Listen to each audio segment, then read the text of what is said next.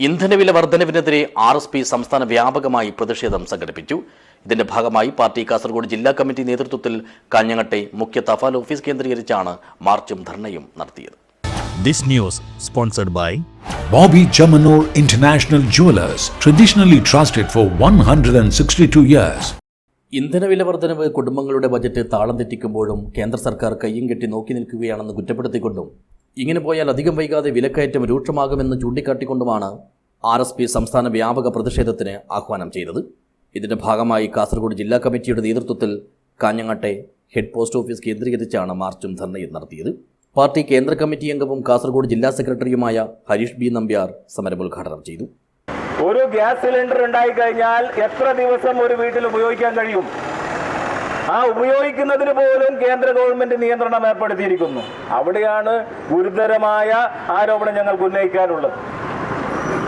45 ദിവസങ്ങൾക്കുള്ളിൽ വേറൊരു ഗ്യാസ് സിലിണ്ടറിന് ബുക്ക് ചെയ്യാൻ പോലും കഴിയാത്ത സാഹചര്യമാണ് കേന്ദ്ര ഗവൺമെന്റ് ഉത്തരവോടുകൂടി ഉണ്ടാക്കിയിട്ടുള്ളത്.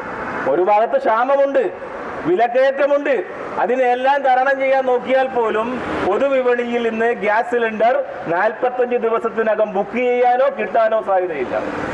നിങ്ങളൊന്ന് ആലോചിച്ച് നോക്ക്, എത്ര ഭീകരതയാണെന്നുള്ളത്. നമ്മുടെ ഹോട്ടലുകളിലേക്ക് വില വർധനവ് ക്രമാതീതമായി വർദ്ധിപ്പിച്ചു. കാരണം എന്താണ്? അവർക്ക് ആവശ്യത്തിന് ഉപയോഗിക്കുന്ന വിറകടുപ്പുകളൊന്നും എവിടെയില്ല. വീടുകളിലില്ല, സ്കൂളുകളിൽ പാചകം ചെയ്യുന്നതിനില്ല, ഹോട്ടലുകളില്ല. ആ സാഹചര്യത്തിൽ എല്ലാവരും ആശ്രയിക്കുന്നത് ഗ്യാസ് സിലിണ്ടറിനെയാണ്. എന്നാൽ ഹോട്ടലുകളിൽ ഉപയോഗിക്കുന്ന വാണിജ്യ സിലിണ്ടറുകൾക്ക് 200-300 രൂപയാണ് ഓരോ ആഴ്ചയിലും വർധന വന്നിരിക്കുന്നത്.